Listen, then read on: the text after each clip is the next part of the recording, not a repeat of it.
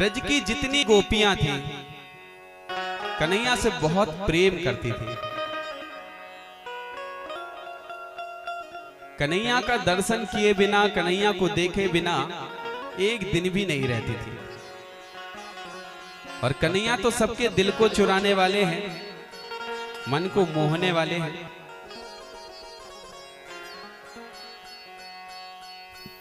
माखन चुराते चुराते कन्हैया ने गोपियों के चित्त को भी चुरा लिया।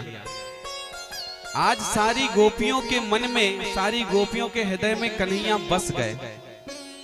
और ऐसे बस गए हैं कि गोपियां निकालना चाहती हैं लेकिन कन्हैया उनके मुंह से निकल नहीं रहे हैं, ऐसे बस गए हैं। एक बार एक गोपी थी, सुनसान वन में बैठी हुई थी। वहां से नारद जी निकल रहे थे। नारद जी गोपी से कहते हैं, देवी क्या बात है, आप इस सुनसान वन में बैठी हुई हैं? बोले हाँ महाराज, क्या बताऊं, मैं बखत की मारी बहुत परेशान हूं, बहुत प्रताड़ित हूं। बोले हुआ क्या? अरे महाराज क्या बताऊं, बहुत परेशान हूं, अगर आपके पास मेरी समस्या का कोई समाधान हो तो बताऊं।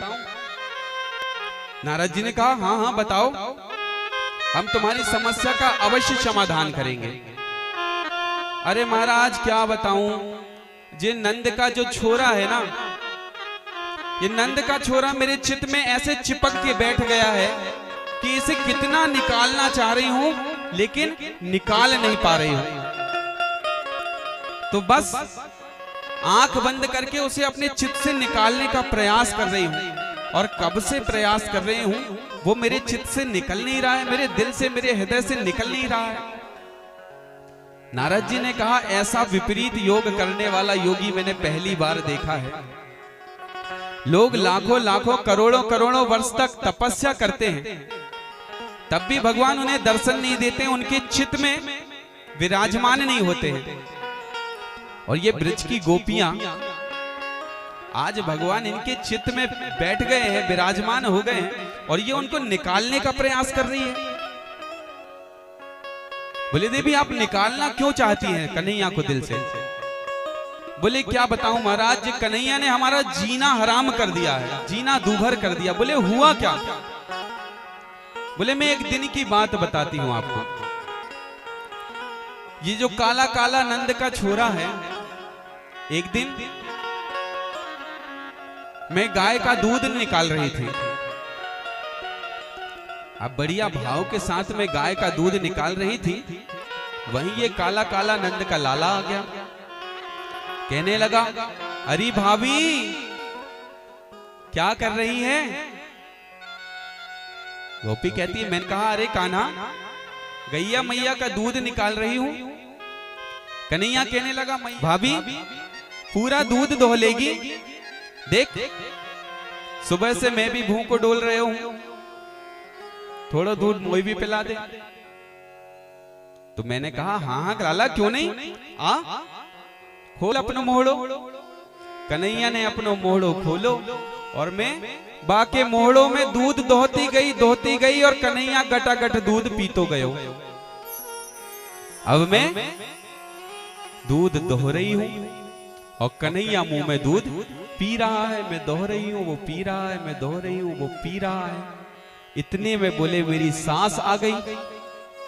सांस आई और जोर से चिल्लाई, अरे बहू तेरी बुद्धि खराब हो गई है क्या? सारो दूध जमीन में गिरा दियो। तब मुझे होश आया कि वहां पे कोई नंद का लाला नहीं था, ये मेरी मन की कल्पना थी। क्या बताऊं महाराज, उस नंद के लाला ने हमारा जीना हराम कर दिया है। एक दिन बोले मैं कुएं में जल भरने के लिए चली गई। कुएं से बढ़िया जल मटके में भरा और उठाने लगी तो मटका नहीं उठ रहा था। इतने में वही काला काला नंद का लाला आ गया। बोले अरे भाभी मैं वो चाय दूंगा? मैंने कहा हाँ हाँ लाला भले समय में आयो, आजा वो चाय दे। तो बोले एक हाथ मैंने लगाया, एक हाथ कन्हैया ने लगाया। एक हाथ फिर मैंने लगाया, एक हाथ कन्हैया ने लगाया। बड़ी मुश्किल से थोड़ा सा वो घड़ा ऊपर उठा और अचानक एक आवाज आई, धड़ाम। तब मैंने देखा कि वहां पर कोई नंद का लाला नहीं था, वह मेरे मन की कल्पना थी। क्या बताऊं महाराज, परेशान करके रखा है। एक बार मेरी सास ने कहा, बहू मुझे चावल बनाना है, जा धान कूट ले। गोपी कहती है, मैं धान कूटने के लिए गई, चावल निकालने के लिए गई। अब धान कूट रही थी, इतने में वो काला काला नंद का लाला फिर आ गया। कहने लगा, भाभी क्या कर रही हो? मैंने कहा, लाला चावल बनाऊंगी। सास ने कहा है, धान कूट ले, चावल निकालना है। तो वो नंद का लाला भी वहीं आके खड़ा हो गया, मुझसे बातें करने लगा। जाने क्या क्या बातें करती रही, घंटों व्यतीत हो गए उस नंद के लाला से बात करते हुए। और इतने में मेरी सास आई, बोले, बहू बोराए गई है क्या, पागल हो गई है? तब मैंने देखा कि वहां पे कोई नंद का लाला नहीं था और ना जाने में किससे बातें करी जा रही थी। ये सब मेरे मन की भ्रांति थी। तो महाराज बोले, ये नंद का जो लाला है मेरे मन में ऐसा चिपक कर बैठ गया है कि उठते बैठते खाते पीते चलते फिरते काम धंधा करते हुए हर समय वो नंद का लाला ही मुझे दिखाई देता है। बस महाराज उससे परेशान हो गई हूँ। आज उसी को अपने दिल से, अपने चित्त से निकालने के लिए यहाँ पे बैठी हुई हूँ। सुबह से बैठी हुई हूँ, शाम हो गई, लेकिन वो नंद का लाला मेरे दिल से निकलने का नाम नहीं ले रहा है।